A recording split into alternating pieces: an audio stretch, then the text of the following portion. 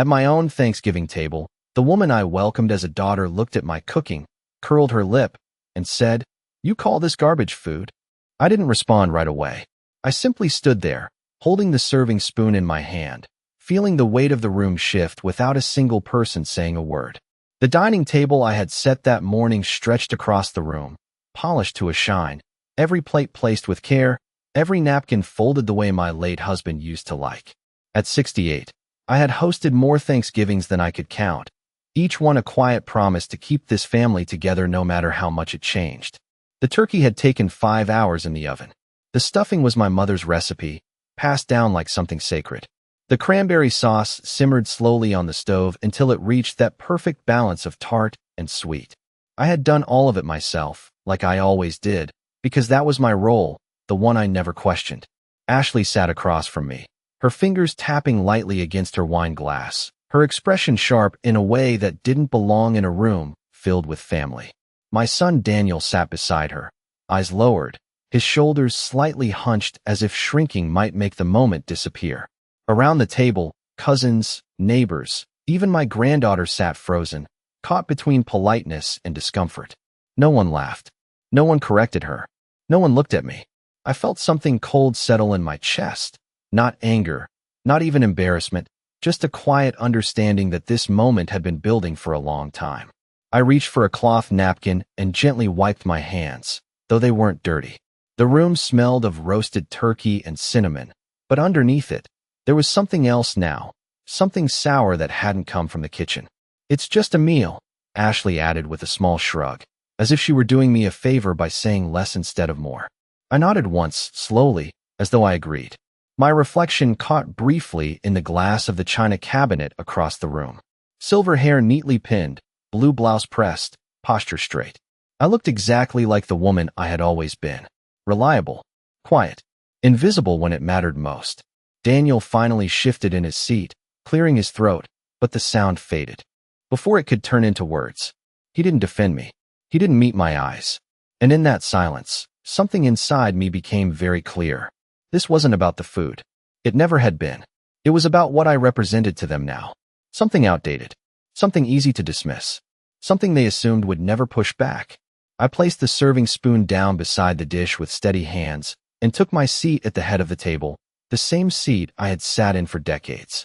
No one stopped me. No one said anything.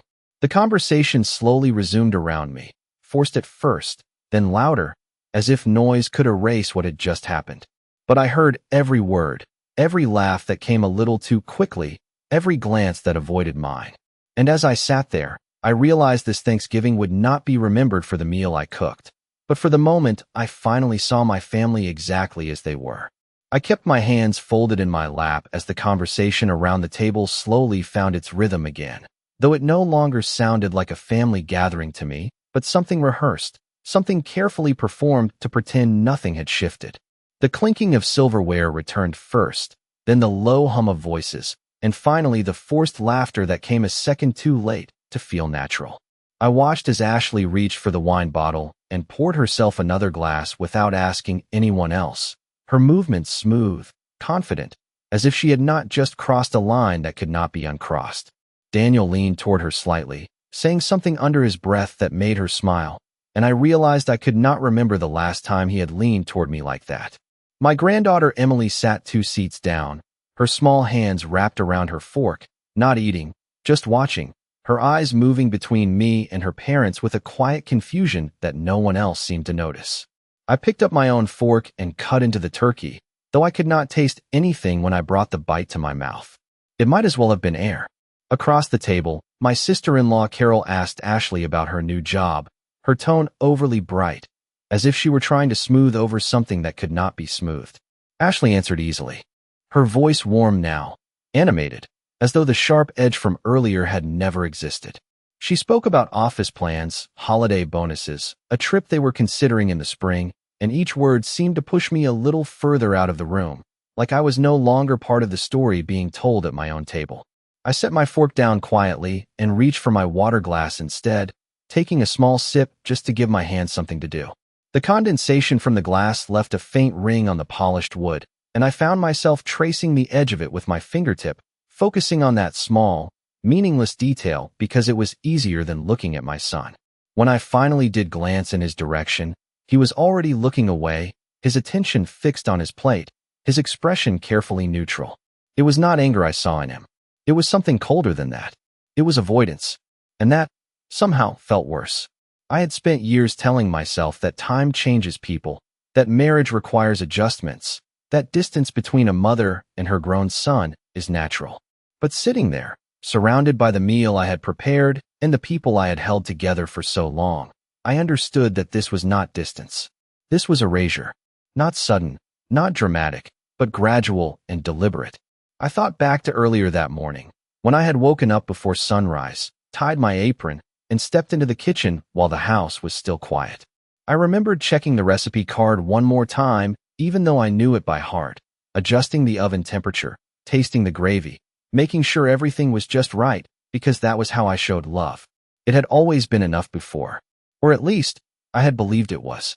A chair scraped softly against the floor as someone stood to refill their plate, and the sound snapped me back to the present.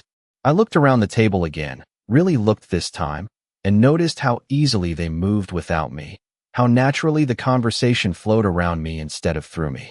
It was like watching a current shift direction, leaving me standing on the shore. I reached for the serving dish beside me and passed it along when someone asked, my movements automatic, practiced, the way they had always been. But inside, something had gone very still. Not broken. Not yet. Just quiet in a way that felt unfamiliar, like the pause before a decision is made. And as I sat there, listening to the voices that no longer included me, I realized that whatever happened next would not come from anger or hurt, but from that quiet, steady place that had finally begun to see everything clearly. The plates began to empty, though I could not remember anyone complimenting the food, and the smell that had filled the house all morning now felt like something lingering too long after it had served its purpose. I stood up quietly when the first person pushed their chair back, offering a polite smile that no one really looked at, and began gathering the dishes one by one. The rhythm of clearing the table had always comforted me, the simple order of stacking plates, scraping leftovers into the trash, carrying everything into the kitchen where the noise of running water could drown out whatever I did not want to hear. Tonight, it only made things clearer. Behind me, the conversation shifted as soon as I stepped away, becoming lighter, freer, as though my absence gave them permission to relax. I carried the first stack of plates to the sink and set them down gently, careful not to let them clatter. The faucet turned on with a steady stream, and I let the hot water run over my hands for a moment longer than necessary, watching the steam rise. From the dining room, Ashley's voice carried easily, her tone confident, almost amused. "I mean, we cannot keep doing this every year," she said, not bothering to lower her voice. "It is the same thing over and over. At some point, we need to start doing holidays our way." There was a pause, just long enough to make it clear she expected agreement. Someone murmured something I could not quite hear, followed by a soft laugh. I picked up a plate and began rinsing it, moving slowly, deliberately, as if each motion needed to be exact. Daniel spoke next, his voice quieter but still clear enough. "We have talked about it," he said. "It might be easier if we just host next year. Less complicated. Less complicated." I repeated the words silently as I set the plate into the rack. The kitchen light reflected off the clean surface, and for a moment I saw my reflection again, slightly blurred by the steam. I did not recognize the expression on my own face. It was not sadness. It was something steadier than that, something that had already moved past hurt and into understanding. I reached for another plate, scraping the remaining food into the trash, listening as Ashley continued. "And honestly, the house is too big for her anyway," she added casually. "It is not like she uses all that space. We could do something better with it." My hands paused for just a second before continuing. The words settled into place with a kind of quiet finality, like the last piece of a puzzle clicking where it belonged. This was not about one dinner. It was not about one comment. It was a plan, a slow shift that had been happening around me while I stayed focused on traditions, on recipes, on keeping things the way they had always been. I rinsed the last plate and turned off the water, drying my hands carefully with a towel. The voices in the other room carried on, moving to other topics, lighter ones, as if nothing important had been said at all. I stepped back into the doorway of the dining room and looked at them again. Really looked this time, the way you do when you know something cannot be unseen. Daniel sat where he always had, but he did not look like the boy I raised anymore. Ashley leaned back in her chair, relaxed, confident, already acting like the future she had just described was certain. And the others followed her lead without question. I rested my hand lightly against the doorframe, feeling the solid wood beneath my fingers, grounding myself in something real. For years, I had believed that holding a family together meant giving more, doing more, staying quiet when it was easier.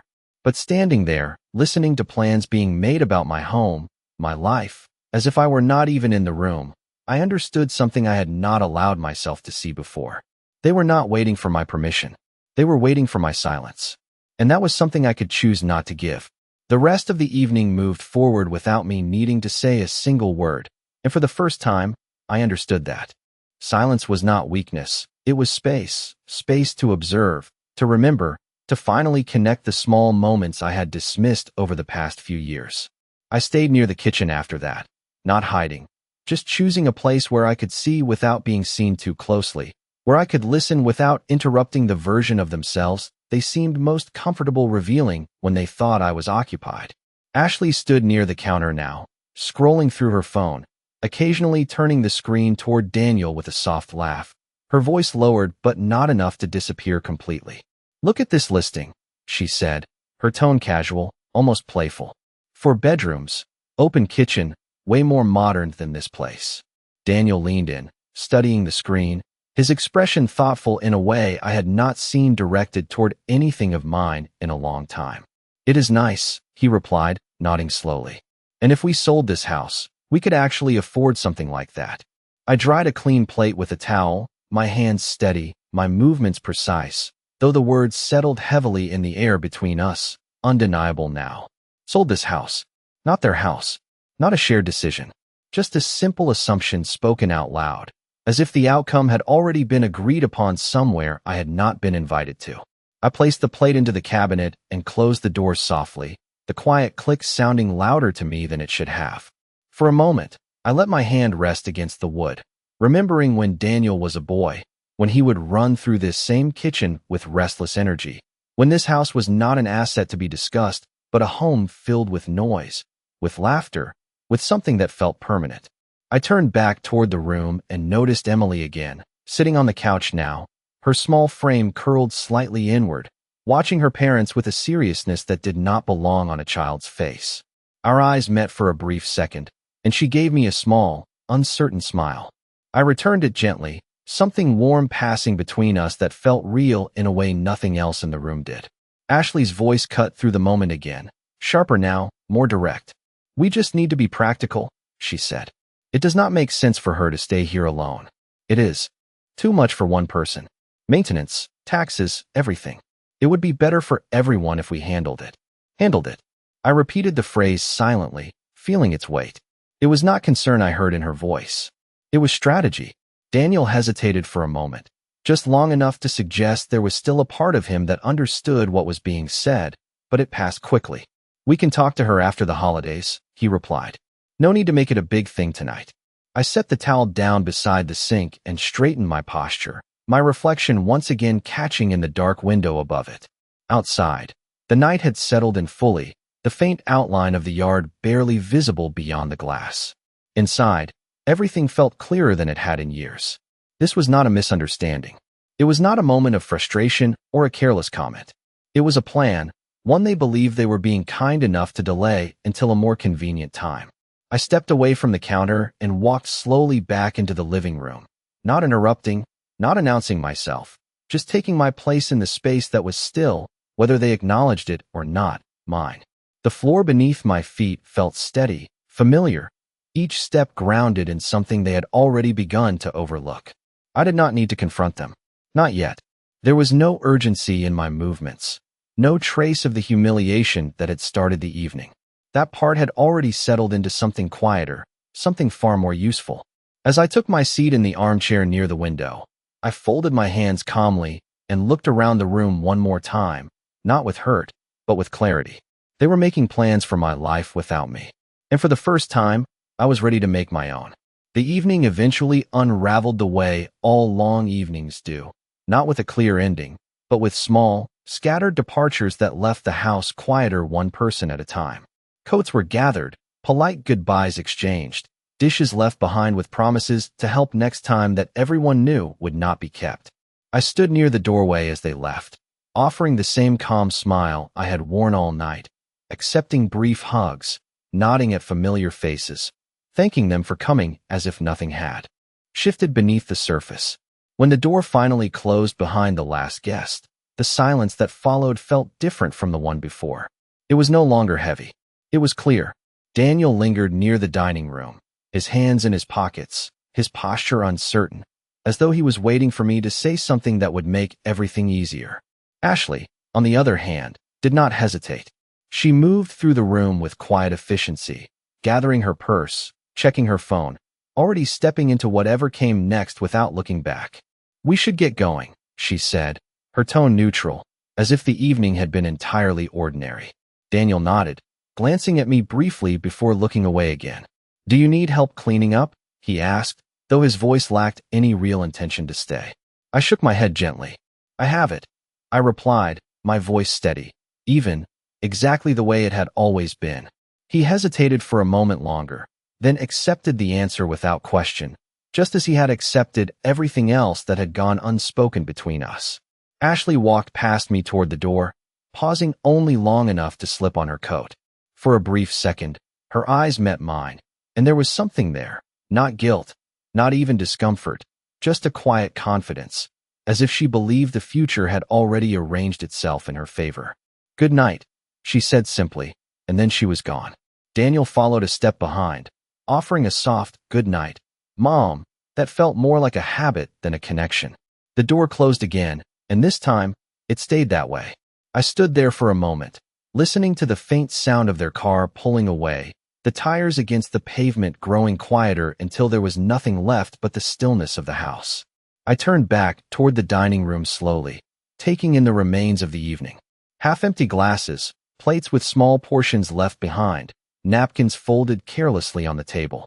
The centerpiece I had arranged that morning still sat in the middle, untouched, its colors warm against the dimming light.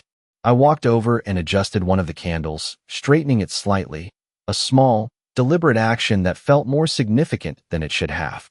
Then I began clearing the table again, not out of obligation, but because it gave me time to think. Each plate I picked up, each glass I carried to the kitchen, felt like closing a chapter one had not realized was ending. When the table was finally empty, I stood there for a moment, my hands resting lightly against the edge, looking at the space where my family had sat just hours before. It did not feel like loss. Not exactly. It felt like something had been revealed, something I could no longer ignore. I turned off the dining room light and walked into the kitchen, where the quiet hum of the refrigerator filled the space. The house felt larger now, not because anything had changed physically, but because I could finally see it without the illusion I had held onto for so long. I dried my hands once more, though they were already dry, and reached for my phone on the counter. For a moment, I held it there, not dialing, not hesitating, just considering.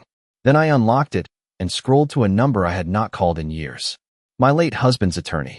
The name still sat there, unchanged, as if it had been waiting for me to remember. I did not press call yet. I simply looked at it, letting the decision settle into place fully, completely, without doubt. Somewhere in the house, a clock ticked softly, marking the time in steady, even intervals. I placed the phone back down on the counter, not out of uncertainty, but because I understood something important. There was no need to rush. Whatever came next would not be driven by emotion or reaction. It would be deliberate, measured, final. I turned off the kitchen light and stood there for a moment in the dim glow from the hallway, listening to the quiet that now belonged entirely to me. And for the first time in a long while, that quiet did not feel empty. It felt like control. The next morning arrived quietly, the kind of quiet that does not ask permission before settling into every corner of the house. I woke up earlier than usual, not because I had to, but because sleep had already done its part and left me with a clarity I could not ignore. The kitchen looked exactly as I'd left it, clean, orderly, untouched, as if the previous night had been carefully erased from the surface while leaving everything important beneath it unchanged. I moved through my usual routine without hesitation, brewing coffee, opening the blinds, letting the pale morning light stretch across the countertops. Outside, the neighborhood was still, a few cars passing slowly, nothing out of the ordinary, and yet everything felt different in a way that could not be seen. I sat down at the small table by the window, wrapping both hands around the warm mug, and allowed myself a moment to think, not about what had happened, but about what had been revealed.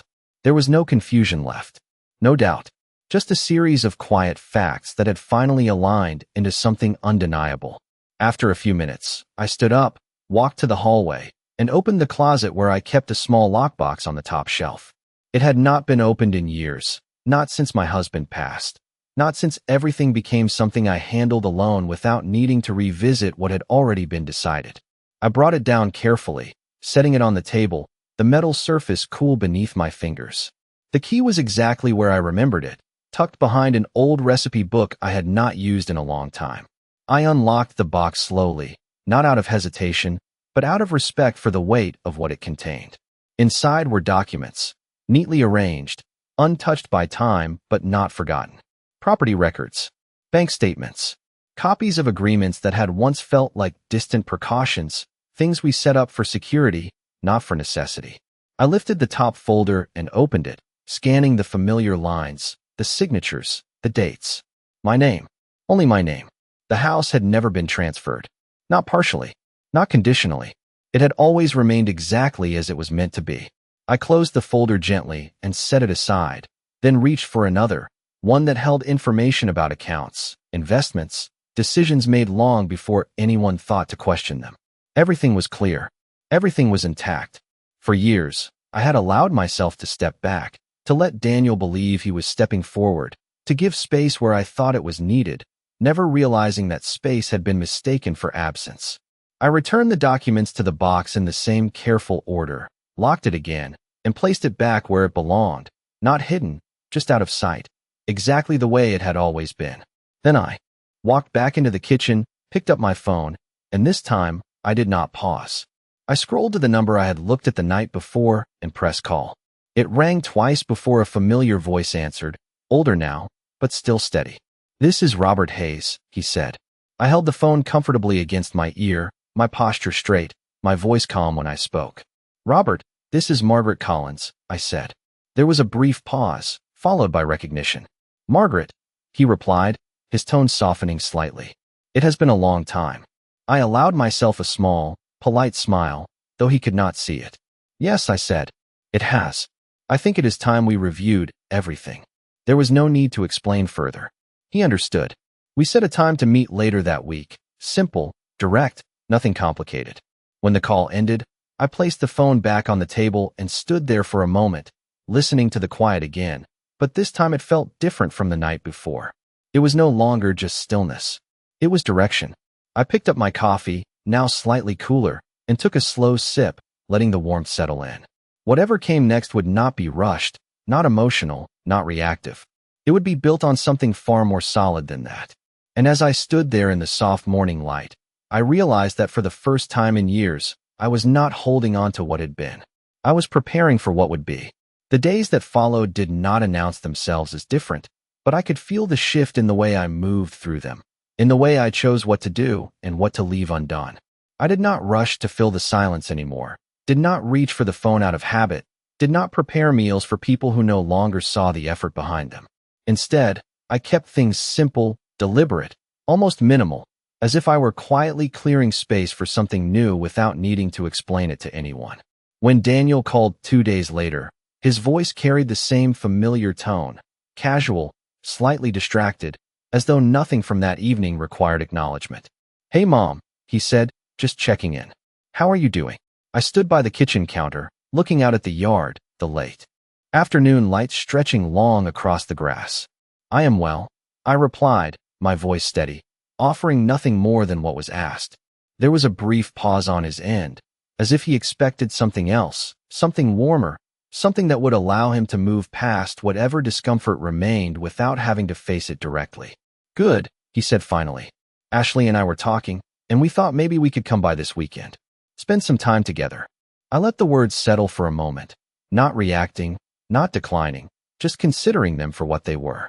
Not an apology, not even a conversation, just a continuation, as if nothing needed to be addressed. That will not be necessary, I said calmly. The silence that followed was different this time, sharper, more noticeable. What do you mean? He asked, a hint of confusion slipping into his voice. I turned slightly, resting my hand against the edge of the counter, grounding myself in the decision I had already made. I have plans this weekend, I replied. It was true, though not in the way he might expect. There was a quiet shift in his tone, something uncertain, something unfamiliar. Oh, he said. Okay, maybe another time then. Perhaps, I answered, leaving the word open, undefined, exactly where it belonged. After we ended the call, I set the phone down and stood there for a moment, noticing how different that interaction felt from the countless others we had shared over the years. There had been no tension in my voice, no anger, no need to explain or justify. Just a boundary, clear and simple. Later that afternoon, I drove into town, something I had not done alone in quite some time. The streets were familiar, the small shops decorated for the season, lights already beginning to appear in windows, everything carrying the quiet anticipation of the holidays ahead. I parked near the office building where Robert worked and sat in the car for a moment before stepping out, not because I was unsure, but because I understood the significance of what I was about to do. Inside, the office was just as I remembered, polished wood, soft lighting, the quiet hum of professionalism that never changed. Robert greeted me with a firm handshake and a respectful nod, guiding me into his office without unnecessary conversation. We sat across from each other, the documents I had reviewed earlier now spread neatly across his desk. He walked through each detail with precision, confirming what I already knew, that everything remained under my control, that nothing had been altered, that every decision still rested with me. I listened carefully, asking only a few questions, not because I needed reassurance, but because I wanted clarity in every possible way. When he finished, he leaned back slightly, studying me with a thoughtful expression. Is there anything you would like to change? He asked. I looked down at the papers for a moment, then back up at him, my posture straight, my voice calm. Yes, I said. There are a few things I would like to adjust. There was no hesitation in the way I spoke, no trace of the woman who had once assumed that maintaining peace required silence. This was not about reaction. It was about intention. Robert nodded, reaching for his pen, ready to document whatever I decided. And as I began to outline the changes, each word felt measured, deliberate, placed exactly where it needed to be. I realized that the life they had been planning for me no longer existed. Not because it had been taken away, but because I had chosen something else. By the time December arrived, the house had settled into a rhythm that felt entirely my own, no longer shaped by expectation but by choice. The decorations I put up that year were simpler, more intentional, each one placed because I wanted it there, not because it had always been there. The tree stood near the window, lights warm and steady, reflecting softly against the glass at night. I did not rush to fill every corner, did not feel the need to recreate the past in order to feel something familiar. Instead, I let the space breathe, just as I had learned to do. A week before Christmas, Daniel called again, this time with a tone that carried a hint of urgency beneath its usual calm. Mom, he said, we should talk about the holidays. Ashley and I were thinking we could host this year. It would be easier for everyone.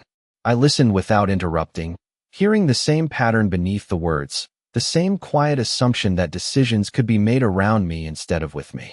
That will not be necessary, I replied, my voice even, unchanged.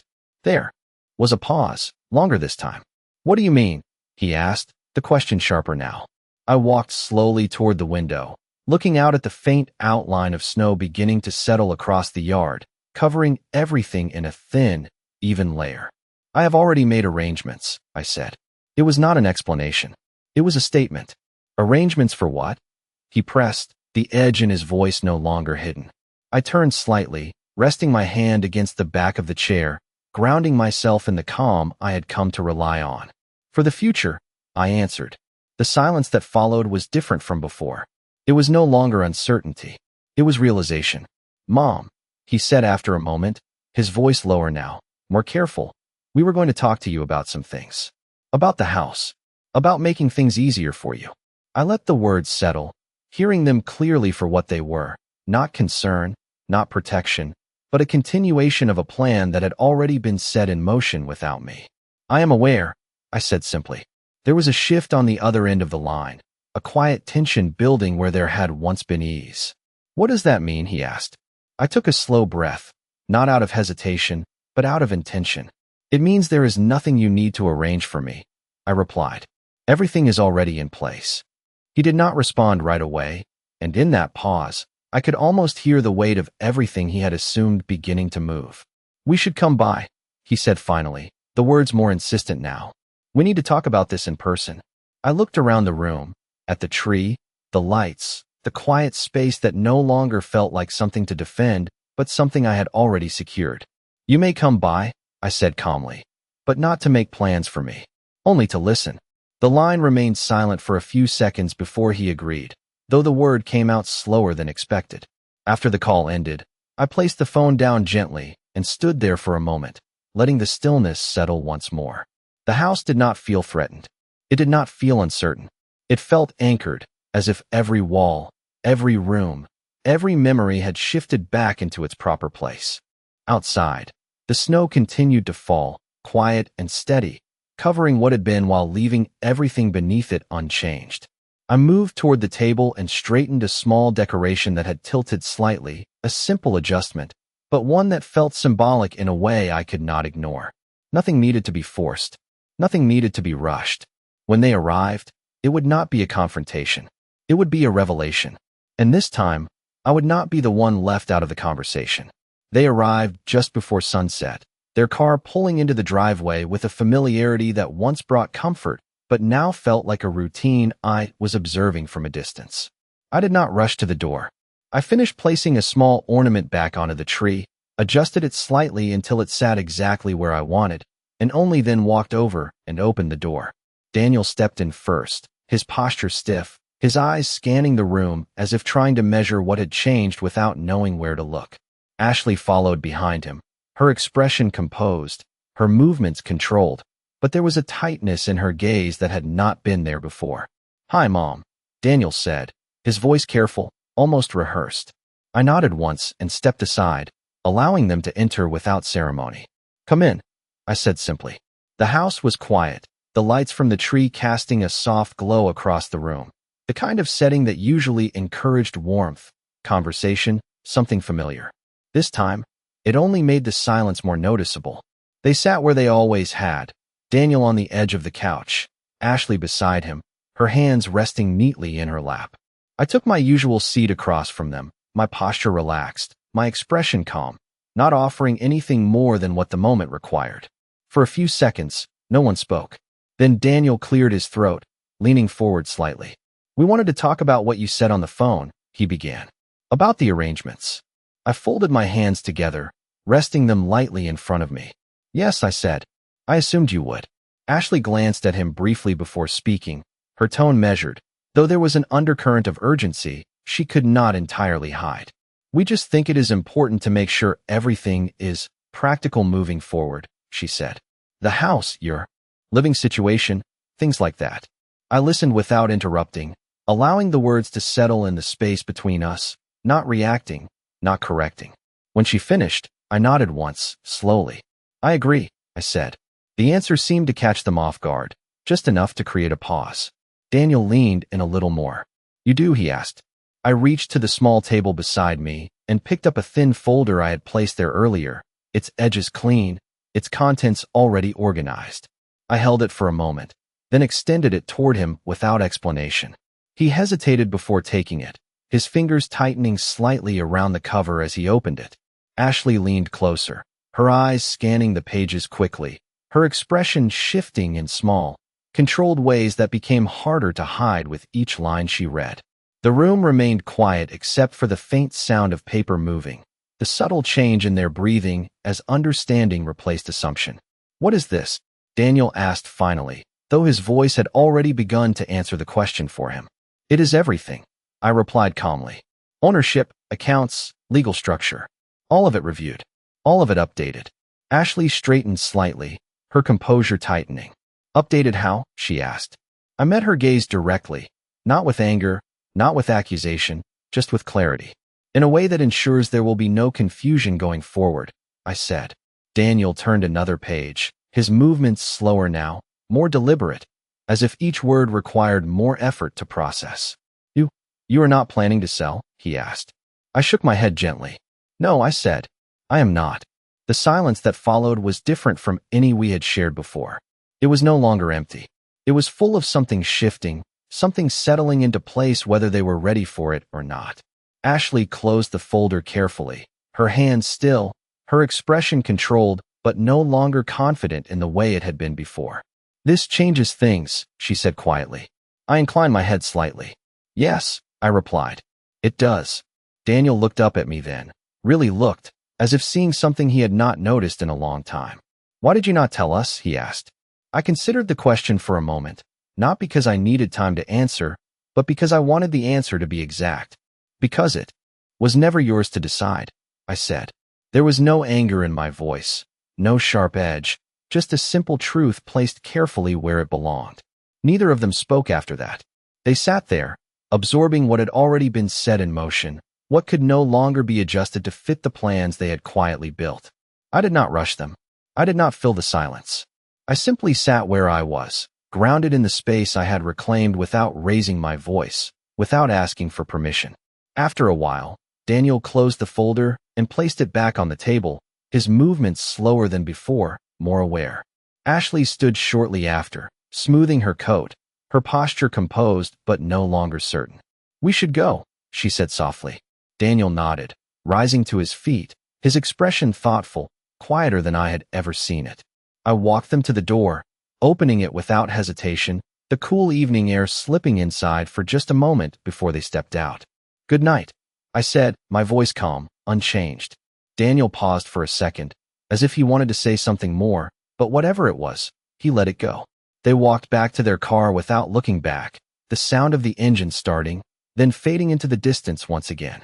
I closed the door gently and stood there for a moment, my hand resting lightly against the wood, feeling its solid, steady presence beneath my fingers.